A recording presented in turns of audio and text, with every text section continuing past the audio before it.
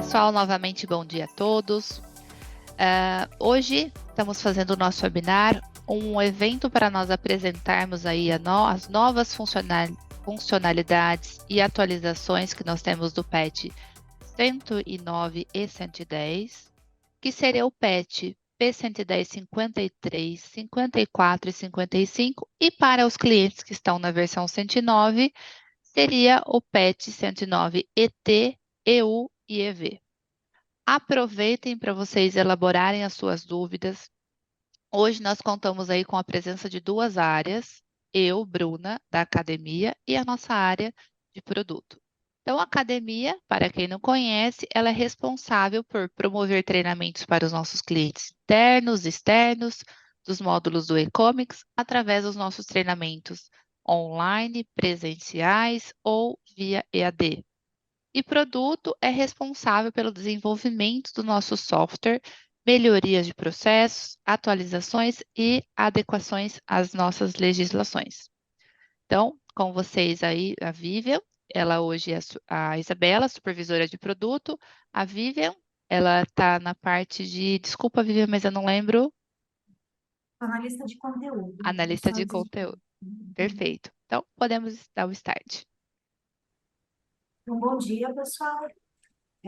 Nós vamos começar falando sobre uma melhoria muito legal do Portal Único, que é uma novidade aí para quase todo mundo.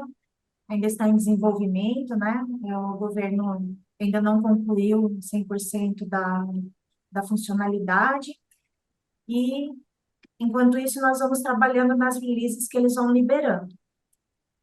Então, uma melhoria muito importante que a gente fez no cadastro de itens é que nós tínhamos uma aba chamada catálogo, que é essa aqui, ó. O que que nós fizemos? Nós a renomeamos para portal único, para poder abranger todas as funcionalidades que o portal único tem, né, como catálogo de produtos, LPCO, DUI, DUIMP. Realocamos a aba catálogo para uma subaba. Então, as informações que estavam na aba do catálogo não foram perdidas, elas estão aqui nessa subaba catálogo. E criamos uma outra subaba chamada atributos.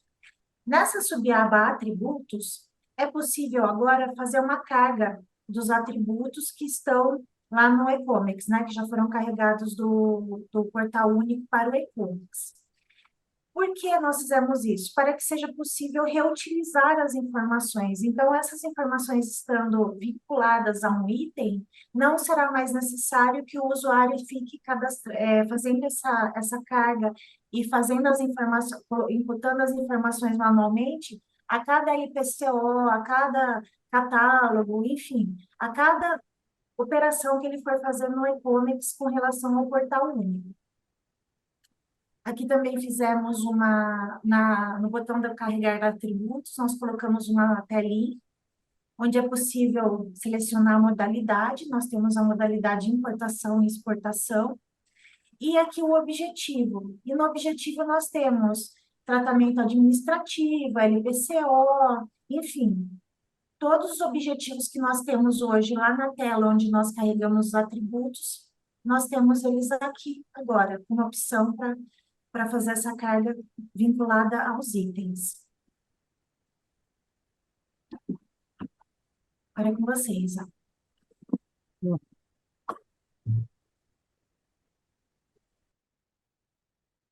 Além das alterações que a Vivian mencionou com relação ao portal único, teve uma alteração importante que foi solicitado por muitos importadores e foi publicado na release Reno, pelo portal único, que é tornar o TIM um campo opcional, que existia uma dificuldade grande em conseguir obter o código TIM junto aos fabricantes e aos fornecedores. E estava sendo cogitado a utilização de dados fictícios. Então, para que possa ser utilizado um dado fictício ou não utilizada nenhuma informação nesse momento e depois possa ser retificado para ser inserido o código TIM, o governo tornou o campo opcional. No e-comics, esse código TIM, ele aparece em várias telas. A primeira tela é a tela de cadastro do operador estrangeiro dentro do e-commerce, né?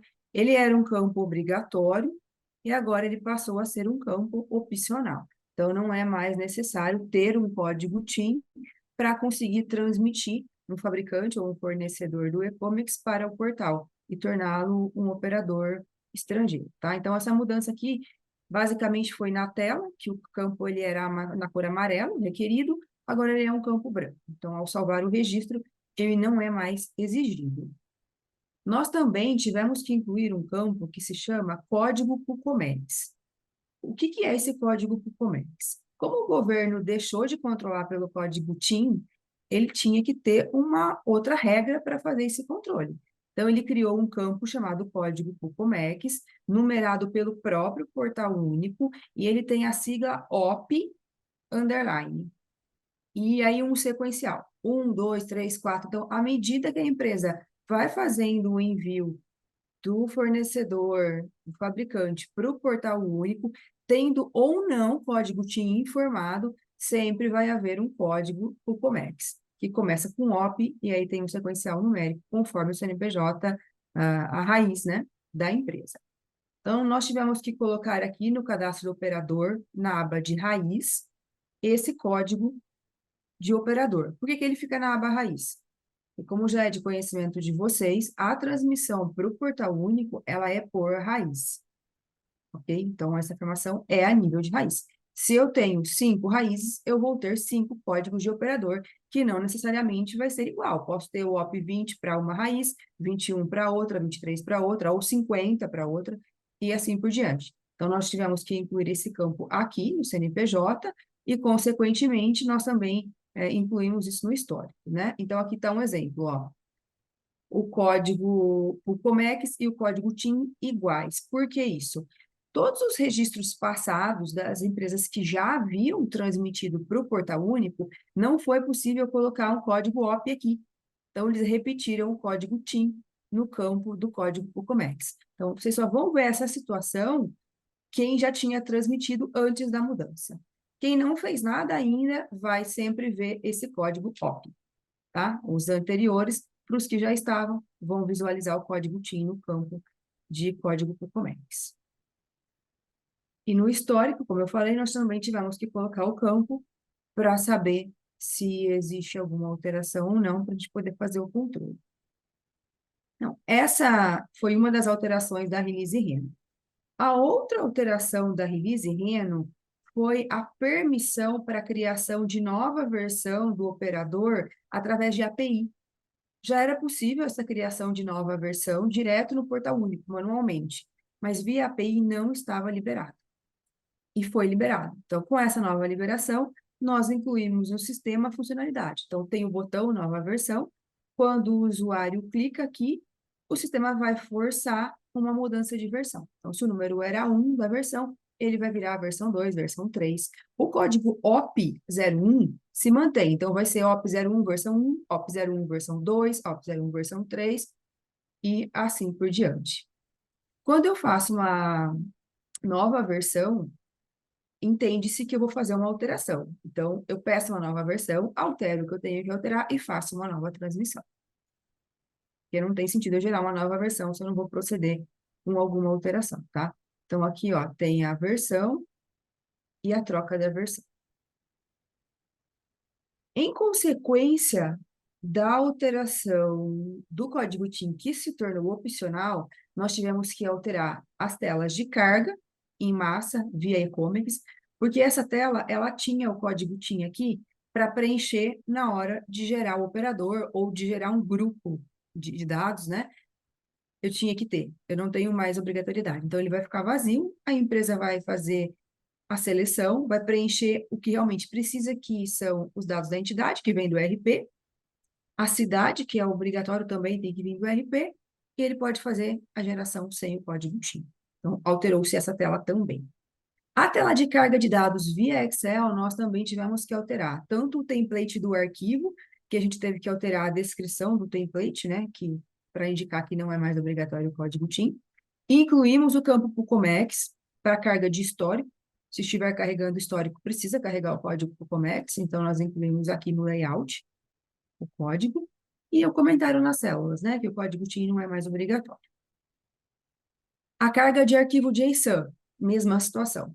Alteramos para não obrigar o código TIM, adequamos a carga ao novo campo, que é o código do Comex.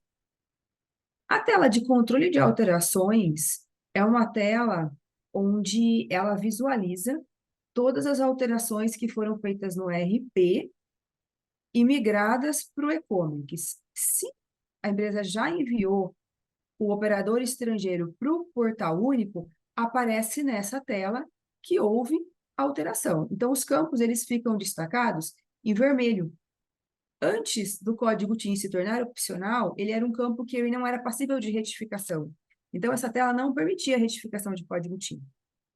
Agora permite. Nós fizemos uma alteração na tela, que caso o código TIM se altere, a empresa enviou um fictício e depois mudou. Caso se altere lá no cadastro da entidade, vai aparecer aqui em vermelho que ele foi alterado e essa tela passou a permitir a retificação desse código, tá? Então, ele já gera aqui retificado.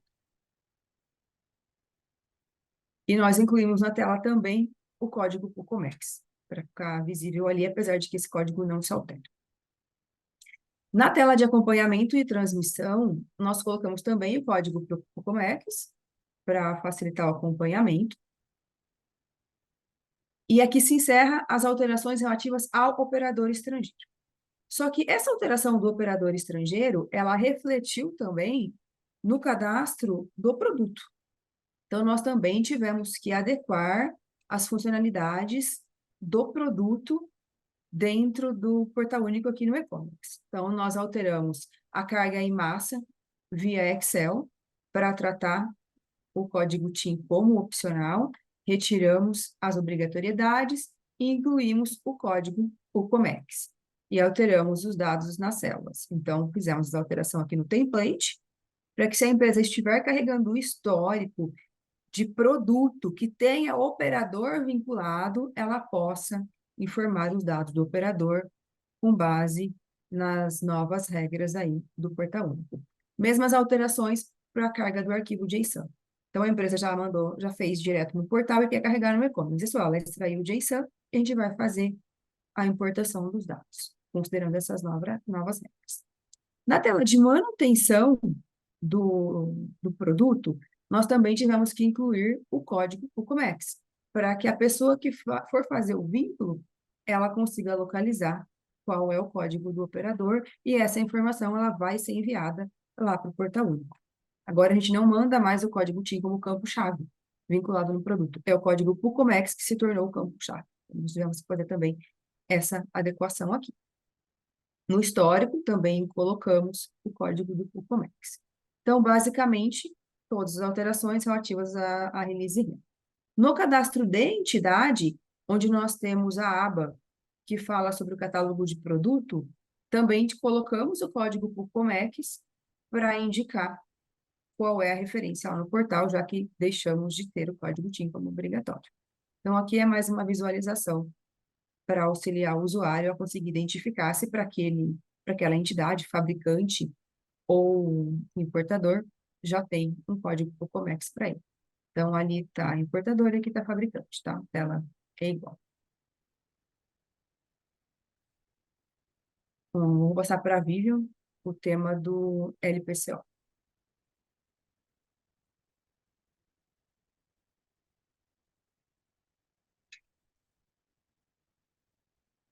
Tá mudo, Vivian.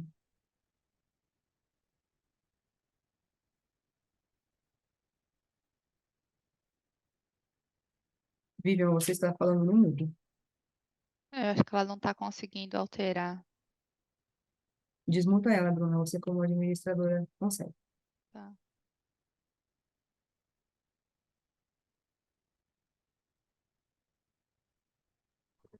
Pronto, agora sim. Obrigada, não aparece a opção aqui. Após a release Rena, nós temos a release Paracatu. Essa release, ela trouxe novidades aí a respeito de LPCOs com LI vinculada. O governo, ele não foi muito claro quanto aos detalhes dessa funcionalidade. Mas nós sabemos que a Anvisa se aplica a essas especificidades que foram liberadas. Então, a primeira novidade aqui que nós tivemos foi um campo de canal do LPCO. Meu Deus, está abrindo um monte de coisa aqui. De canal que pode ser verde, amarelo ou vermelho. Então, nós incluímos aqui no LPCO, nos dados gerais, né, que são aqui a capa do nosso LPCO, e essas informações, elas são trazidas via API, do portal UPI. Depois nós tivemos a inclusão de um campo chamado AG, que significa agrupamento. Então, mais para frente, eu vou mostrar para vocês que nós criamos telas, tanto browser quanto uma tela para agrupamento de LPCOs. E esse campo aqui, especificamente, ele vai trazer a referência do agrupamento que a gente vai fazer na tela que eu vou mostrar na sequência. Também foi criado um campo com a referência do número da LI vinculada ao LPCO, porque sempre, ainda, né, a gente precisa ter LIs vinculadas, precisa criar LI e LPCO junto. E aqui no Portal Único nós temos a referência, né, para mostrar para vocês que está na capa da inclusão da LPCO, o número da LI. Então, nós fizemos tal qual está no portal, fizemos no e-commerce. E, por fim, nós criamos uma aba chamada Informações de Carga. Então, sempre que tiver um conhecimento de transporte já criado no processo e que o LPCO encontrar lá no Portal Único, né, a referência para ele, será vinculado aqui e vai trazer todas as informações, né, da presença de carga, data de embarque, enfim, as informações da carga. Então, aqui nós temos o browser, né, que é a tela de consulta e também para inclusão do agrupamento. Essa tela é nova. E aqui ela vai trazer todas as informações necessárias para esse agrupamento. Agora, vocês devem estar se perguntando, o que é esse agrupamento? Esse agrupamento, ele permite ao importador dizer para o órgão anuente, olha, essas cargas aqui, elas têm operação similar. Então, eu quero que você analise junto. Ou elas estão no mesmo container, estão na mesma unidade de carga. Então, o órgão anuente já vai saber, olha, eu vou analisar todas elas ao mesmo tempo para que a carga possa ser liberada ao mesmo tempo. Então, é um facilitador para o importador. Não tem restrição de modelo ou situação do LPCO, a única regra é que o CNPJ e o órgão sejam os mesmos. E aqui nós temos a tela da inclusão. Então, é feito aqui um cadastro do cabeçalho, né? O usuário vai fazer um cadastro do cabeçalho, o sistema vai gerar um ID do agrupamento, por isso que o campo é inabilitado. E, a partir disso, a hora que for clicado em agrupar LPCO, esse botão aqui embaixo, vai abrir uma tela com todas as LPCOs criadas. E vai caber ao usuário fazer a seleção dos LPCOs que ele deseja agrupar. Clica em vincular. E aqui nós temos, né, no caso do exemplo, foram selecionadas 2 linhas de LPCO. Aqui a gente vai fazer vamos olhar para o histórico, ele vai falar que foi criado um agrupamento, né? A Isabela que fez aqui um agrupamento. E depois é só transmitir para o portal que o órgão anuente já vai receber certinho o agrupamento e vai devolver as informações desse agrupamento. Tal qual nós fizemos acima, A tela de geração e consulta de LPCO também precisou ser modificada para incluir o campo de canal e agrupamento. Também fizemos filtros para que o usuário possa visualizar as LPCOs que estão agrupadas e as que não estão agrupadas. E fizemos uma correção na geração de LPCO a partir de ali, porque estava ficando com diferença entre o sequencial das linhas. Então, agora o sequencial está igual. Então, ficou um espelho, né? O jeito que as linhas e as sequências estão na LI também estarão no LPCO. Aqui nós temos as evidências. Na tela de inclusão de LPCO, nós incluímos uma funcionalidade de gerar um LPCO para cada LI. Antes a gente só tinha para gerar uma linha de LPCO para cada linha de LI. Na tela de transmissão, né, consulta lote, também fizemos as adaptações, inclusão de canal, de agrupamento e dos filtros. E da release Paracatu foram essas as melhorias. O próximo tema é o manifesto de carga. Quando nós fazíamos uma modificação numa DI, por exemplo, dos dados do manifesto de carga, essas informações elas não migravam para o conhecimento de transporte e vice-versa. Se fosse feito em um momento em que já tivesse gerado a DI, não era possível essa migração. Então, nós fizemos ajustes para que o sistema permita.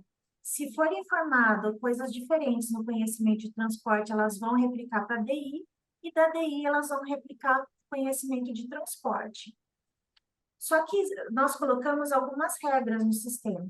Por exemplo, se tiver um manifesto de carga já cadastrado, o sistema não vai permitir que sejam modificadas as informações do manifesto no conhecimento ou na DI. Ele vai dar uma informação falando que há dados inseridos na tela de manifesto e que, portanto, não é possível fazer a alteração das informações. E que, então, o usuário precisa excluir o manifesto de carga se ele deseja mesmo fazer essas alterações. Outra coisa que nós fizemos foi igualar as informações do manifesto entre o conhecimento de embarque e a DI.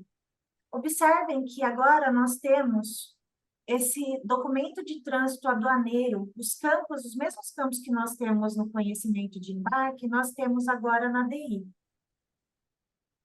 Por que que nós fizemos isso? Justamente para que o sistema possa migrar informações de um para o outro quando necessário e quando permitido. Por exemplo, se uma DI já estiver registrada, não é possível fazer essas alterações. Ela precisa estar sem registro, ou seja, sem número de registro da DI. Outra coisa que nós fizemos foi colocar uma mensagem de erro quando o usuário informar dados de manifesto, né, dados de DTA, que não sejam compatíveis com o tipo do processo. Então, por exemplo, se ele escolher lá um MIC, e o processo dele, o embarque, né, a via de transporte não for compatível com o MIC, o sistema não vai deixar ele fazer esse vínculo. Ele vai falar, olha, é diferente, não é possível. Então, o usuário vai ter que corrigir ou a via de transporte ou esses dados do DTA. Agora, certo. Isa? Libera o controle para mim.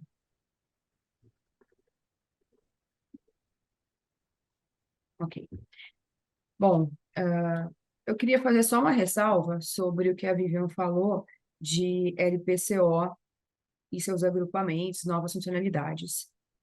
Nós não temos a possibilidade de fazer testes de LPCO, de DUIMP, de DUI internamente, porque o CNPJ da empresa, ele não nos possibilita, nós não somos importadores e exportadores de produto, né? Então, nós não temos condições de seguir com um teste para mostrar tudo até o final para vocês. Geralmente, nós fazemos em parceria com as empresas. Então, gostaria de até pedir aqui, né, que as empresas que forem iniciar os testes no ambiente de treinamento, que entrem em contato com a gente, porque até os testes precisam de apoio da Receita Federal, dos órgãos anuentes, porque se eles não intervirem nos testes, os testes das empresas também não evoluem. Eles só conseguem fazer em produção direto, tá? Então, aqui fica só um lembrete com relação a isso. Bom, nós temos uma funcionalidade nova aqui na admissão temporária. Nós incluímos uma carga de uma planilha em Excel para as taxas de juros, né? Essa tela ela já existia, então, para que fossem calculados os juros na prorrogação da processo de admissão temporária, consumo e admissão, tinha que colocar na mão todas as taxas Selics do ano todo, de anos passados, para que fosse feito o cálculo corretamente. Para facilitar, foi colocado um ícone aqui na barra de ferramentas. Ao clicar nesse ícone, é exibida essa tela, o usuário baixa o template do arquivo, que nada mais é do que o Excel, né, com os campos que precisam ser preenchidos. Ao clicar sobre as células aqui, são exibidos os descritivos de como tem que preencher cada campo. A empresa preenche, que nesse exemplo está preenchido, e volta na tela, seleciona o arquivo e aperta carregar. Dependendo o tamanho do arquivo, pode levar alguns segundos ou um pouquinho mais, tá? Mas geralmente esse arquivo é pequeno. E depois nós retornamos um log aqui na própria tela, que pode ser acessado através de um duplo clique aqui. E aí a empresa consegue visualizar se foi criado ou se teve algum erro. Era vírgula, colocou ponto, ou um valor inválido com caractere especial que não poderia, então ficam aqui no log de eventos registrados os dados de cada linha da planilha. Então, a aba 1 da planilha em Excel, linha 1, 2, 3, e assim por diante. Então, essa é uma nova aí funcionalidade, que mostra a planilha e aqui mostra a tela com a carga recebida. Entendeu? Na Pode LIS pedir o controle. 110,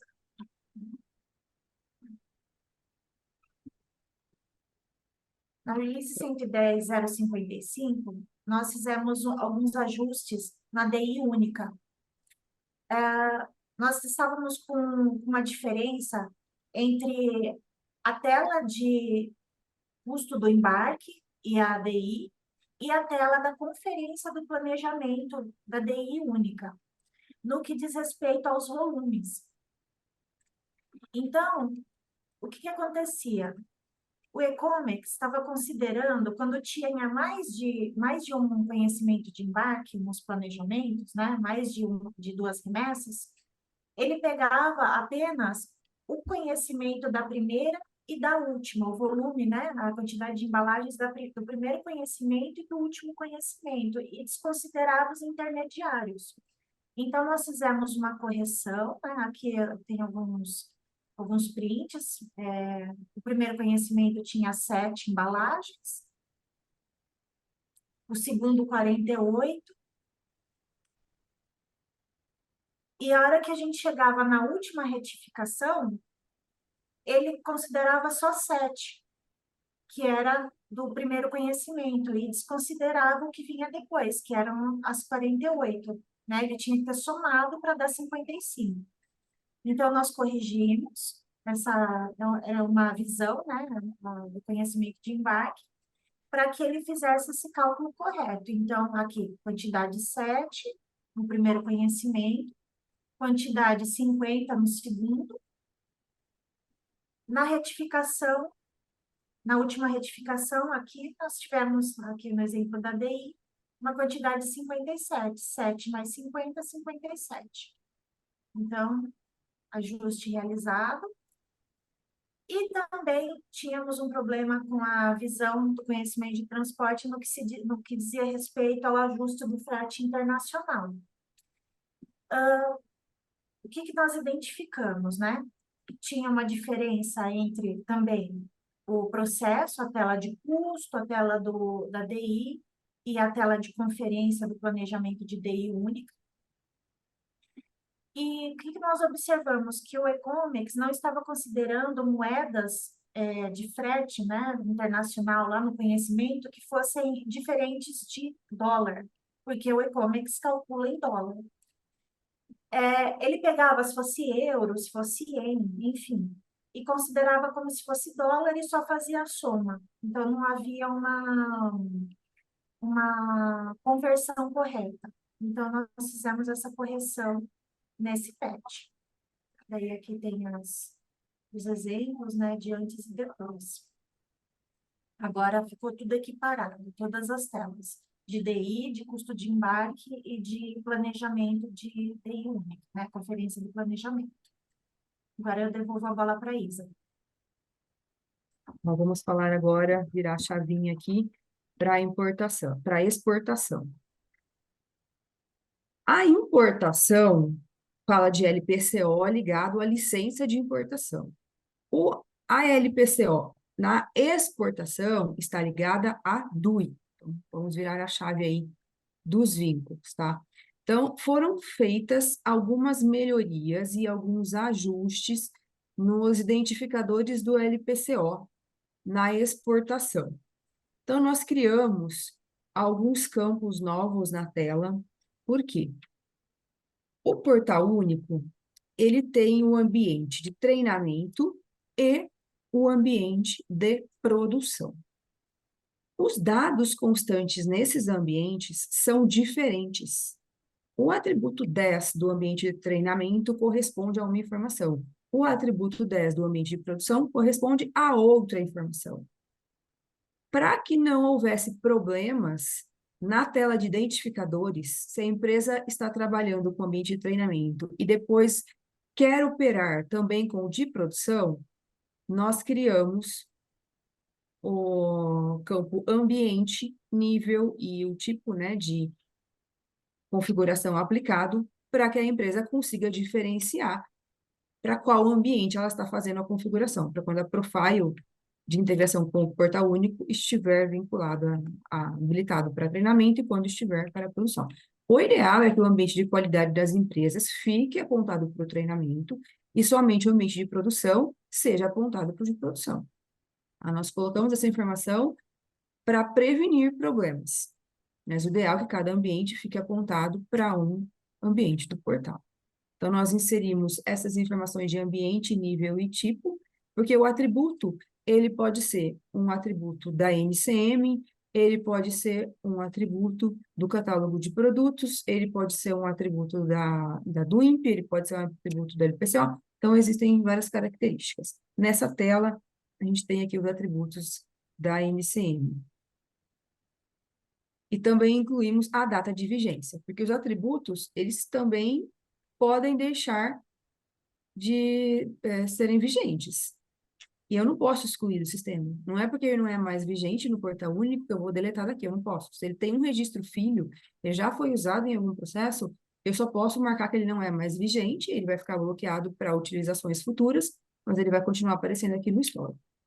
E tem hiperlinks. Quando tem esse traço embaixo dos textos, significa que são campos que permitem a ordenação através do duplo clique. Então, a empresa pode ordenar. Nós criamos também a aba de órgãos e modelos. Por quê?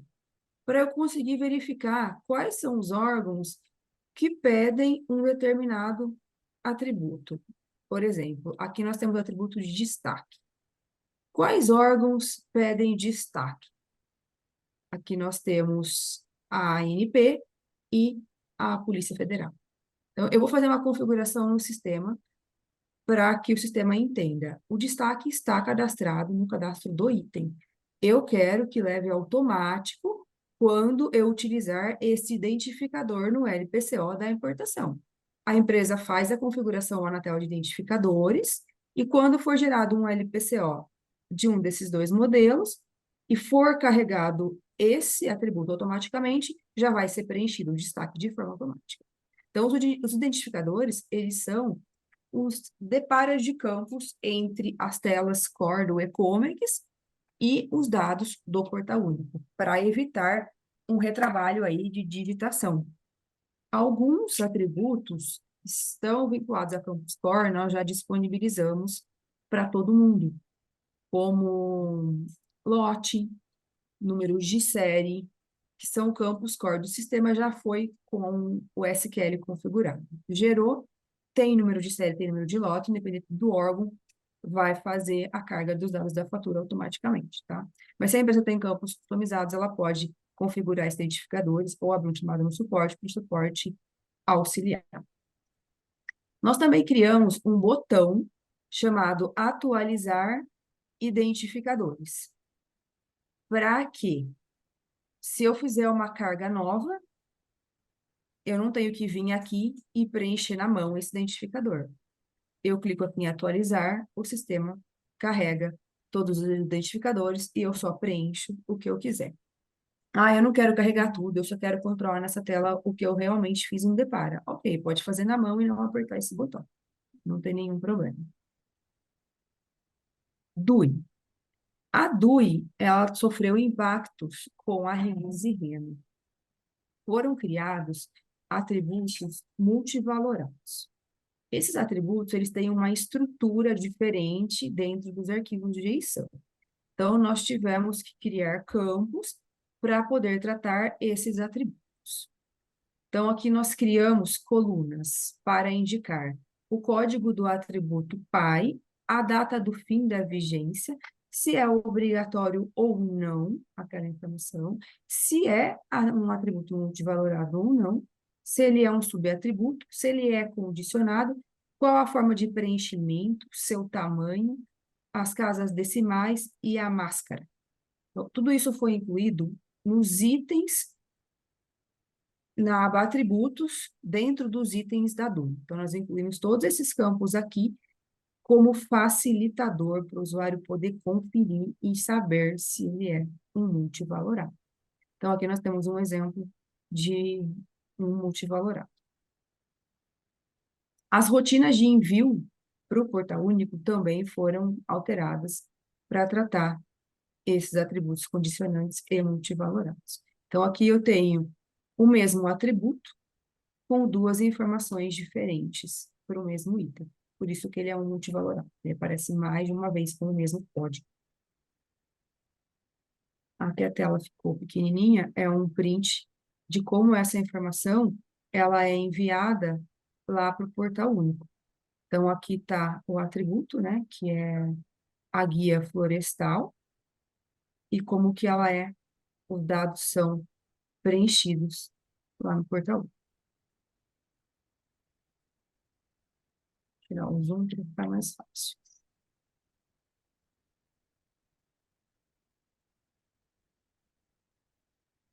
Aqui nós temos como que aparece lá na tela de carga de atributos, nós temos o atributo e a indicação aqui de que ele é um multivalorado. Se ele é um condicionante, também é marcado aqui nos flags que eles são condicionantes. Quer dizer o quê? Eu só tenho que preencher se o atributo pai, que nesse caso aqui, o 4110, ele foi preenchido com sim ou com não, aí eu posso startar o preenchimento dos demais. Então, as condições ficam todas no e-comics, o usuário consegue visualizar as condições de todos os atributos. Tem um botão aqui no final da tela que exibe as condições. Então, é só clicar no atributo condicionado que você vê quais as condições de preenchimento dele.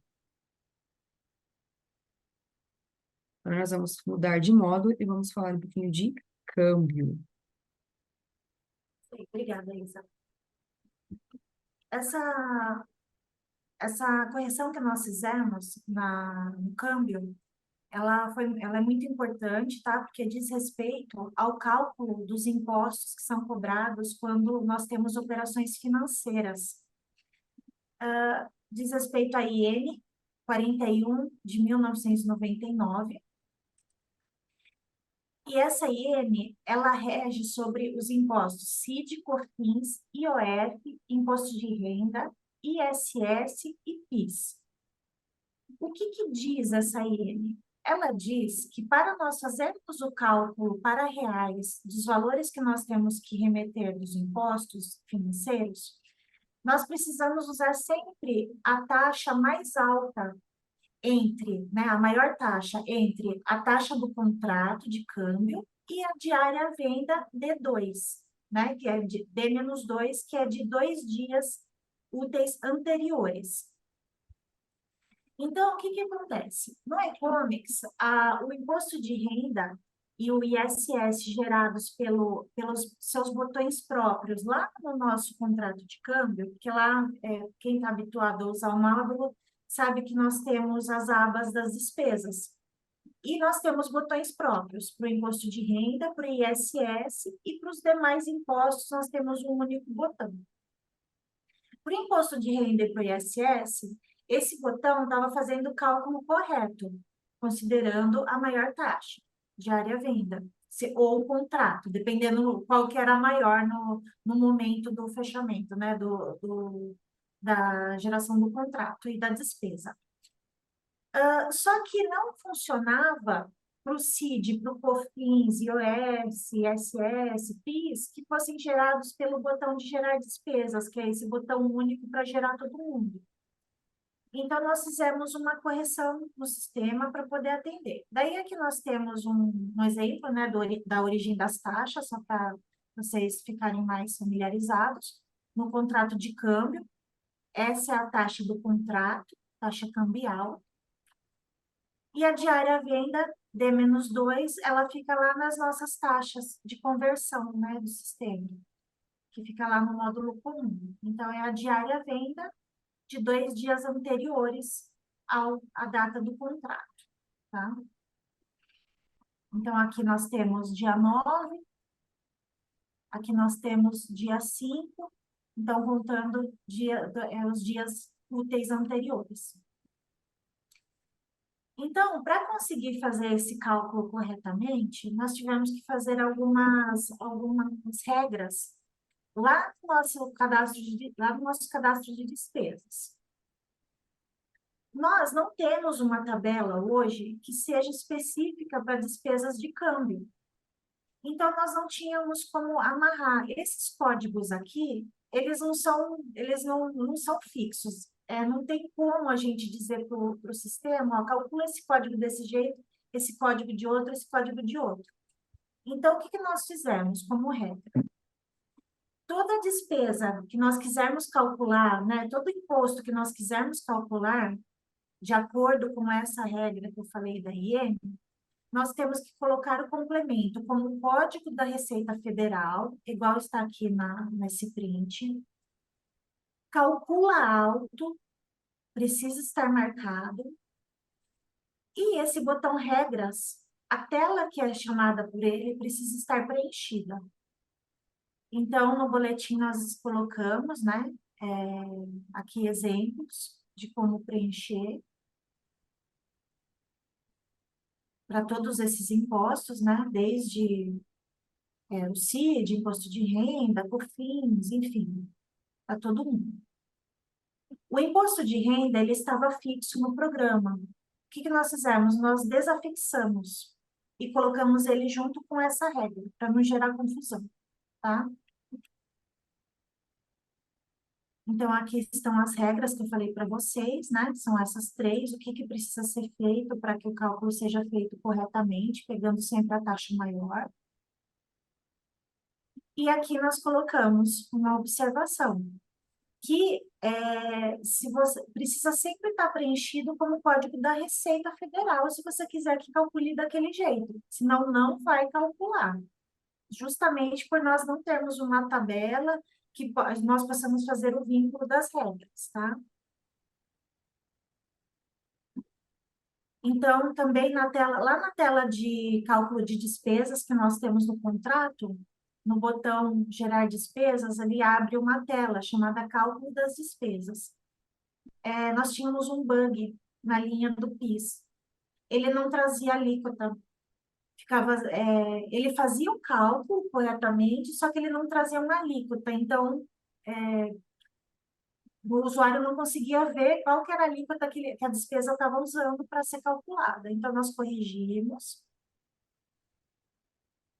para trazer desse campo aqui, ó, das regras lá do cadastro de despesas. Tá? Aqui nós temos um exemplo, nos testes que foram realizados, da maior taxa sendo utilizada aqui na coluna taxa em reais, no cálculo das despesas, do botão gerar despesas do contrato. Aqui no numerário, nós mostramos qual campo que precisa trazer também a maior taxa.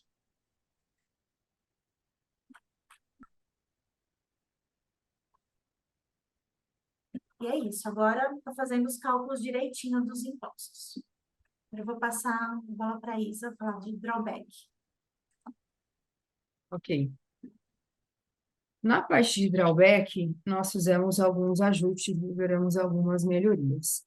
A tela de ato concessório do drawback, ela tem um botão na aba opções de histórico para indicar quem foi que cancelou um determinado ato. Esse botão histórico ele não estava abrindo essa tela corretamente, então foi feito um ajuste para exibir a tela e seus dados. Foi um ajuste simples. Na tela de planejamento de ato concessório, nós fizemos uma correção. A quantidade prevista, ela não estava sendo alterada pelo sistema. Quando o usuário tentava fazer a alteração da quantidade prevista, o sistema não permitia. Era exibido um erro na tela, que é esse erro aqui. Nós fizemos um ajuste para permitir alterar a quantidade prevista, desde que não fique superior ao que já tenha sido exportado. Então, se estiver dentro do planejado, ele vai permitir fazer essa alteração. Senão, ele vai dar uma mensagem de que já foi ultrapassado. O Siscomex instruiu que as empresas fizessem alguns ajustes, né, no ato concessório, nos planos, para adequar as quantidades quando elas sofressem alterações. E aí precisava deixar o e-commerce também correto e estava tendo um erro nessa tela. No drawback, existe uma tabela para informação de taxas de cálculo para juros. Essa tela, ela trata 3 taxas: taxa Selic, Selic estadual e comunicado DA. Nós incluímos um ícone na barra de ferramentas. Então, dependendo da aba que o usuário estiver posicionado, vai abrir uma tela com um template. Então, essa funcionalidade de carga de arquivos em Excel, nós estamos colocando na maioria das telas do sistema que é possível tratar desta forma. Então, todas as telas de carga, vocês vão ver nos próximos webinars, que ela tem o mesmo layout. Ela mostra qual que é o template, né? Qual é a tela. Vai ter o template para baixar aqui. Então, escolheu baixar o template, vai ver o Excel com os dados que precisam ser informados. Dentro de cada célula dá para ver a explicação, só para parar o mouse em cima. E depois, preenchido, volta nessa mesma tela, seleciona o arquivo e faz a carga. Então, tudo que nós vamos inserir a partir de agora vai ter esse layout. Nós estamos colocando na tabela do sistema, entre outras telas, que hoje tem inputs manuais de dados para facilitar a interação aí do usuário na atualização de setup. Então, colocou o arquivo aqui, carregou, vai ser exibido um log de eventos depois que for processado. Então, ele avisa que vai ser processado em segundo plano, para não prender a tela, caso o arquivo seja grande. Depois, ele retorna sempre um log para o usuário conferir se alguma coisa apresentou erro e precisa ser ajustado. Se apresentou erro, corrige e carrega de novo. O que já foi carregado, ele atualiza. Se não quiser, tira as linhas e carrega só o que deu erro, tá? Então, isso foi feito para as 3 abas. Então, estando posicionado na aba, basta selecionar o ícone, que ele vai ter a função ali de mostrar qual é a planilha que pode ser utilizada. Dentro do menu utilitários, nós temos a funcionalidade no e-commerce de jobs. Diversas funcionalidades utilizam jobs. O job nada mais é do que uma ferramenta que executa uma rotina, né, que é chamada através de uma programação para executar determinada ação. Hoje, a nossa tela de jobs, ela não mostrava o histórico. Quem criou aquele job, quem inativou, quem forçou a execução. Então, não dava para acompanhar. Ah, se eu quisesse saber por que que aquele job foi forçado 5 vezes no dia, eu não conseguia saber. Então, nós criamos uma tela nova, chamada de histórico, né, que está nesse menu, e ela mostra qual que é o job, qual foi o tipo, se foi alterado, se foi incluído, quem foi, a data que foi e a ocorrência. Então, aqui foi alterado a próxima execução, aqui foi executado, foi inativado, foi ativado, tudo vai ser exibido nessa tela, para que a empresa tenha esse controle e possa rastrear alguma possível ação aí indevida. A tela de job em si, que controla todos os jobs, ela não tinha o campo de responsável pela inativação. Às vezes alguém inativava, parava de funcionar alguma integração e ninguém sabia quem tinha desativado, se foi um usuário ou se foi o próprio sistema em função de erros. Então, inserimos esse campo na tela para que o suporte possa ter uma rastreabilidade e a própria empresa pode saber se alguém desativou por engano ou teve algum motivo, né? Pode entrar em contato com a pessoa para entender, ou se foi o próprio sistema. Então, quando é o sistema, vai preencher aqui inativação através do sistema. Integração SAP. Esse tema é específico para as empresas que têm a integração SAP add-on do Core. Foi feito um ajuste na carga de remessa da exportação. Então, nós ajustamos uma view que está ligado com a tela de carga de remessa, porque não estava retornando o valor das embalagens na carga de forma correta.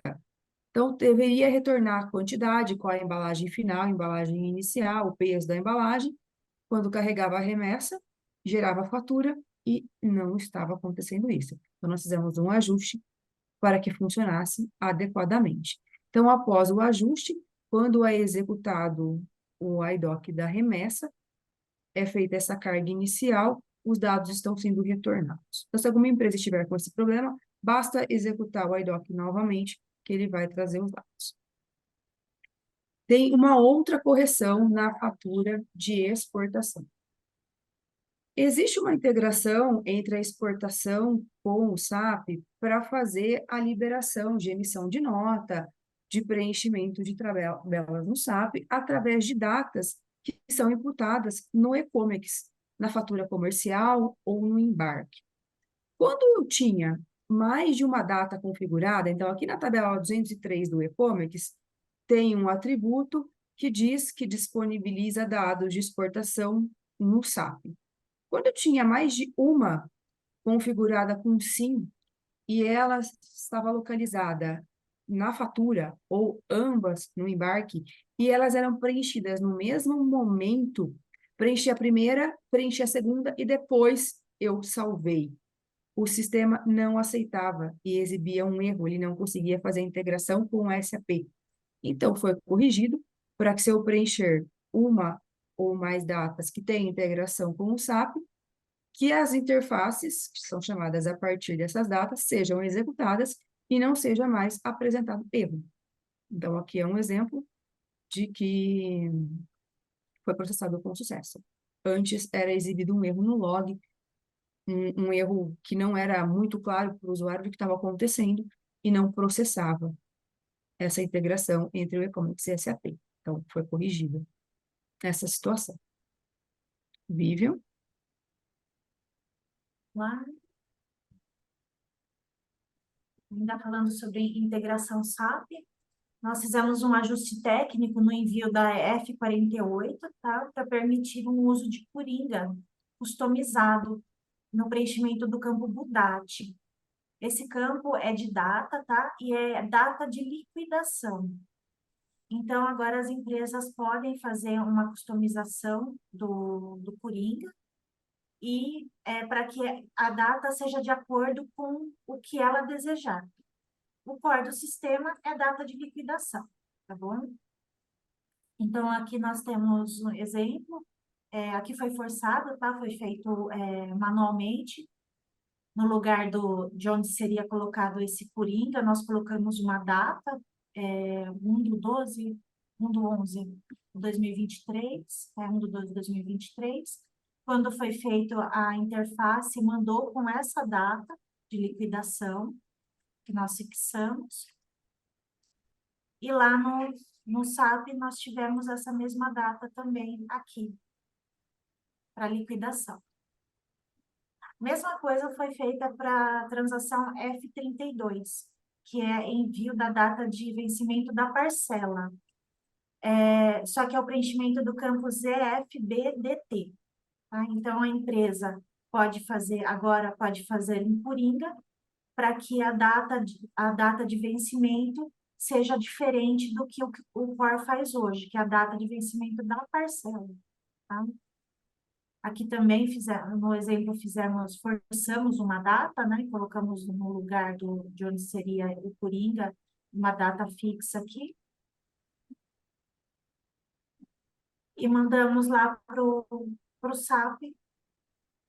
E temos aqui a demonstração da data que foi fixada nos nossos eventos SAP no e-commerce, na tela de evento SAP. Outro ajuste que foi feito foi de drawback, a carga do boom da estrutura de itens. Então, ela estava retornando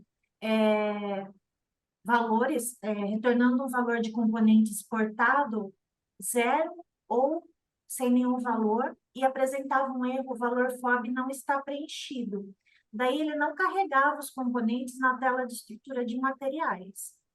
Então, nós temos aqui um exemplo, né, de uma modificação do boom no SAP, pela transação CS02, executado a IDOC, né, foi executado com sucesso. Rodamos o job no e-commerce, né, para processar o IDOC. Aqui, se nós olharmos no monitor da interface, nós temos os itens lá da estrutura e deram semáforo verde, ou seja, foram processados com sucesso. Adicionado o cabeçalho da tela, incluído o item exportado do boom do SAP. Então, a carga e estrutura dos itens do SAP foi processada corretamente no e-commerce. Aqui nós não tivemos erros com relação à falta, né, do item exportado, do componente exportado na estrutura. Geramos a estrutura com ambos os itens. E aqui nós mostramos até o final, né? Que foi criado um ato concessório, foi carregado um novo ato, gerado planejamento, um item, né? Cujos componentes nós tratamos lá no SAP. A estrutura foi carregada com sucesso do ato concessório. Aqui nós temos o produto no nosso planejamento de exportação. E aqui, nos componentes, nós temos ambos os componentes gerados com sucesso.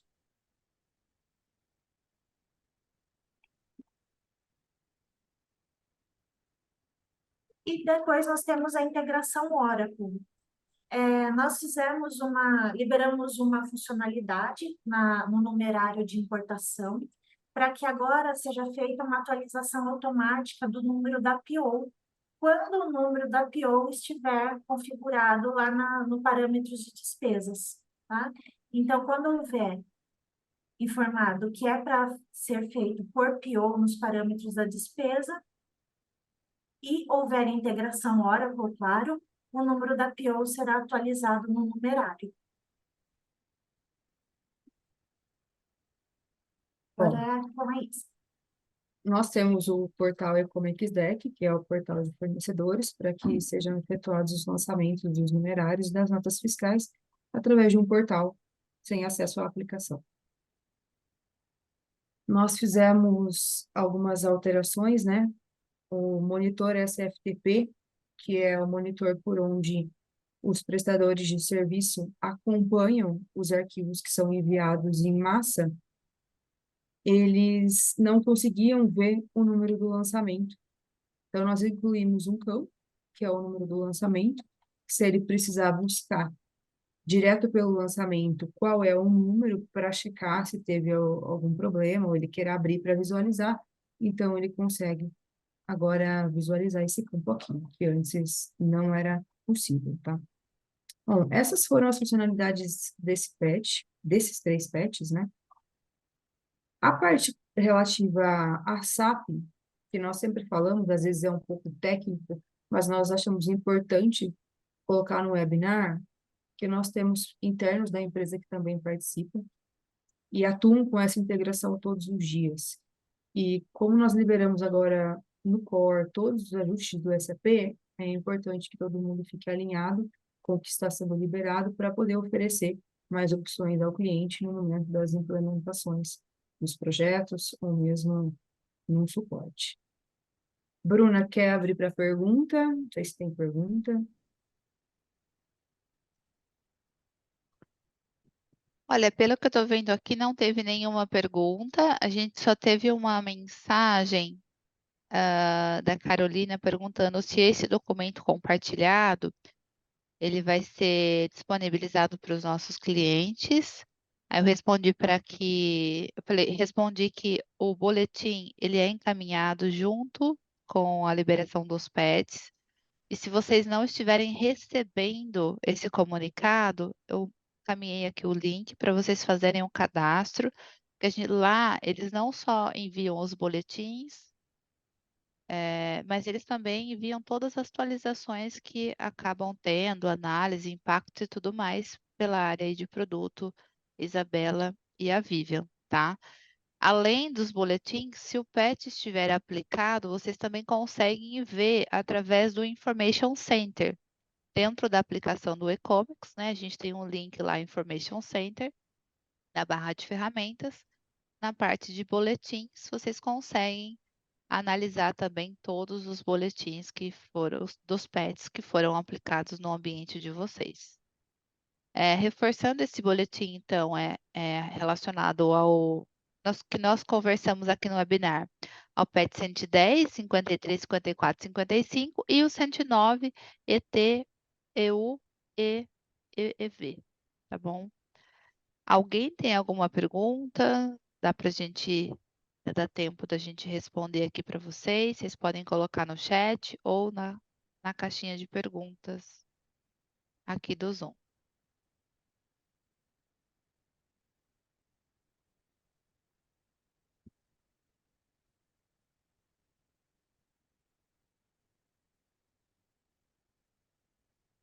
Aqui a Mariana está dizendo que ela não recebeu o comunicado. Às vezes é comum o pessoal que é responsável pela abertura de chamados receberem esses comunicados. É por isso que a gente está sempre reforçando aqui nos webinars para vocês fazerem o cadastro, os usuários finais, para estar sabendo aí de todas as novidades, tá? Além também, para os clientes que já adquiriram a licença da Academia EAD, vocês recebem um comunicado com a gravação desse webinar, então vai ficar disponível lá no site com os temas que foram citados. E lá vocês conseguem compartilhar e até mesmo visualizar no momento que for que vocês conseguirem assistir. Então, de repente, alguém acessou aqui o nosso webinar só no final ou não conseguiu prestar atenção em todos os temas, vocês podem rever essas gravações aí, tá bom? Ah, perfeito. Eu acho que é isso, Isa. Já Ô, respondemos aqui. Bruna, Oi. os boletins, para quem já tem os pets aplicados, também eles ficam disponíveis na aplicação, na parte de documentos. Do Information Center, né? Isso. Isso, eu disse aqui para eles. Algo a complementar, Vivian? Não, Não? Acho que podemos encerrar então. Nós ficamos à disposição de vocês. Acho que a grande maioria que conhece já sabe os nossos contatos. É Academia e-comics, né? @ecomics.com.br ou produto@ecomics.com.br. E agradeço a presença de todos. Até o próximo. Bom dia. Bom dia, obrigada. bom dia. Tchau, tchau.